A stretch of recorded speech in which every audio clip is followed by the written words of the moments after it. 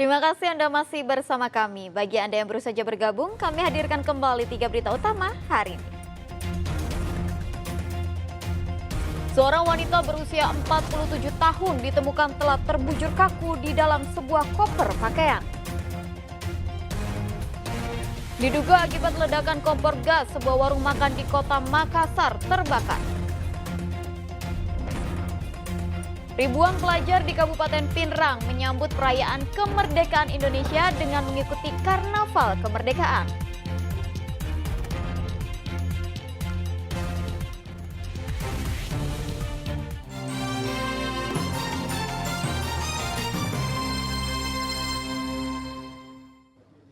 Kami ulang kembali berita utama hari ini. 2 hari tak dapat dihubungi, seorang wanita berusia 47 tahun ditemukan telah terbujur kaku. Warga sekitar geger karena jasad korban ditemukan di dalam sebuah koper pakaian di dalam kamar indekosnya.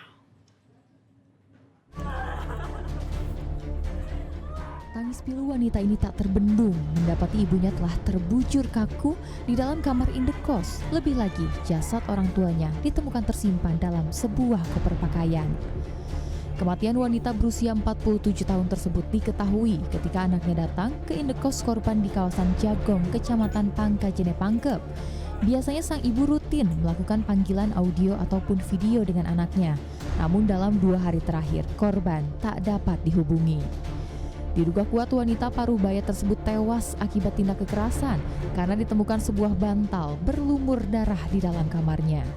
Masih penasaran, bilang kenapa tidak aktif nomornya, kenapa tidak aktif nomor biasanya. Pertamanya saya bilang, kayaknya darah. Jadi suruh balik nih, ada rambut di kaspernya. Nanti gini ku cari ini punya anaknya. Untuk posisi ditemukannya korban itu seperti apa? Korban ada di dalam koper dengan posisi terus sementara jenazah di bawah dengan kopernya sudah ada ember yang mungkin masih kita curigai dan beberapa orang lain yang kita curigai. Kini tim forensik Polda Sumsel melakukan autopsi untuk mengungkap penyebab kematian korban. Polisi juga memeriksa sejumlah saksi, termasuk pemilik indekos untuk mencari jejak terduga pelaku yang menghabisi nyawa korban. Andi Muhammad Sardi melaporkan dari Pangkep. Diduga akibat ledakan kompor gas, kebakaran menghanguskan warung makan di kota Makassar. Tidak ada korban jiwa, namun 1 orang mengalami luka-luka.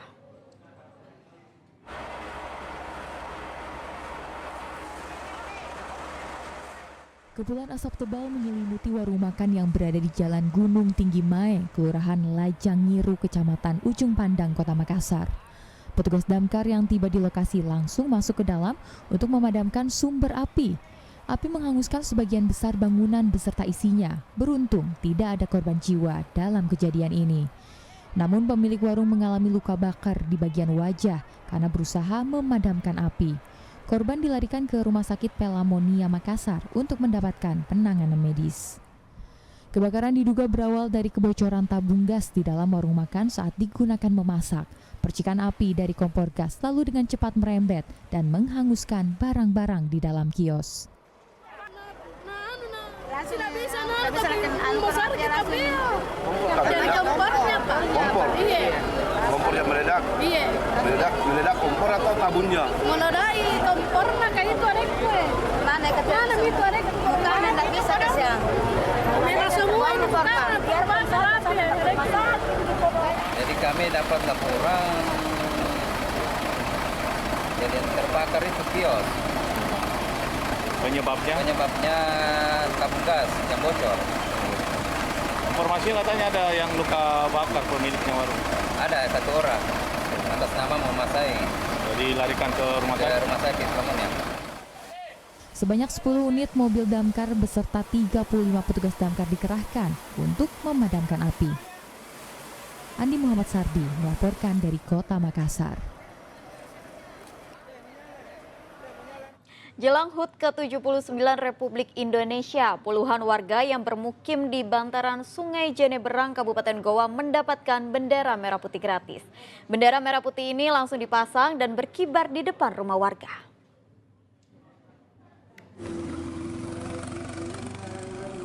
Perayaan kemerdekaan Indonesia tak hanya dirasakan oleh masyarakat kota saja, namun seluruh masyarakat yang berada di bantaran sungai.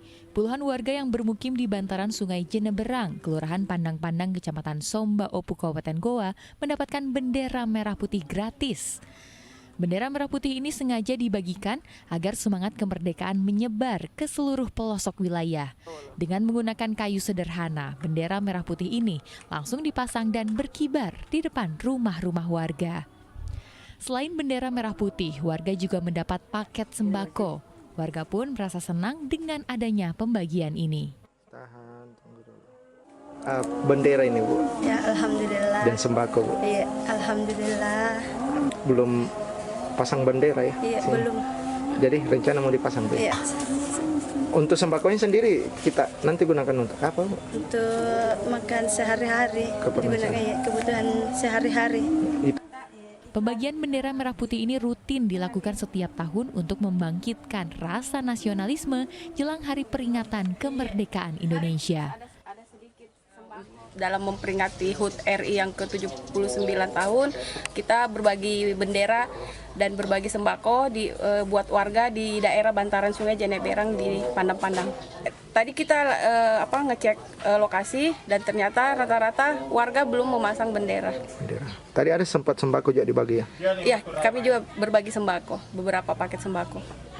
Ini memang rutin dilaksanakan? Alhamdulillah tiap tahun kami laksanakan berbagi bendera di daerah. Pembagian bendera seperti ini menjadi salah satu cara untuk menebar semangat kemerdekaan bagi masyarakat sekitar. Andi Muhammad Sardi melaporkan dari Kabupaten Goa. Ribuan pelajar tingkat sekolah dasar atau SD dan sekolah menengah pertama atau SMP di Kabupaten Pindrang mengikuti Karnaval Kemerdekaan. Karnaval ini bertujuan untuk menanamkan rasa nasionalisme sejak dini kepada generasi muda.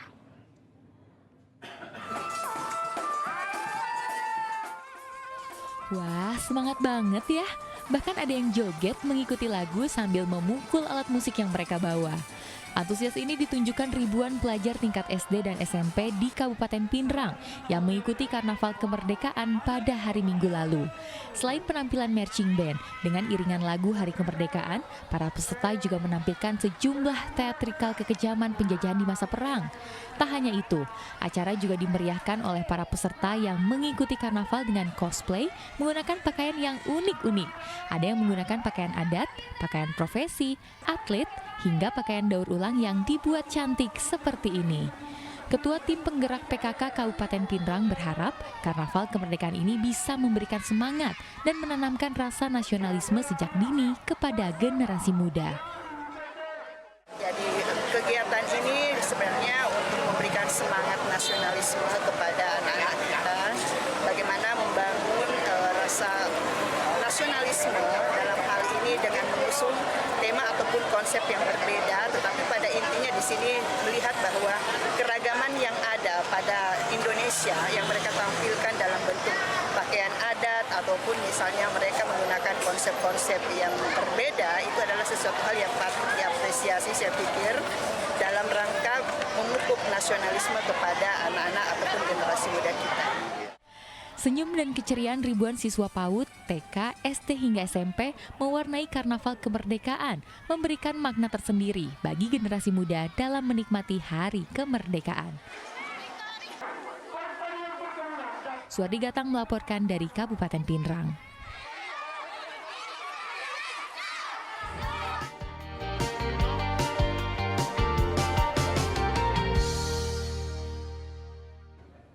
Informasi tadi mengakhiri jumpa kita hari ini. Atas nama rekan yang bertugas, saya Tabita Putri mengucapkan terima kasih atas kebersamaan Anda. Selamat beraktivitas dan sampai jumpa.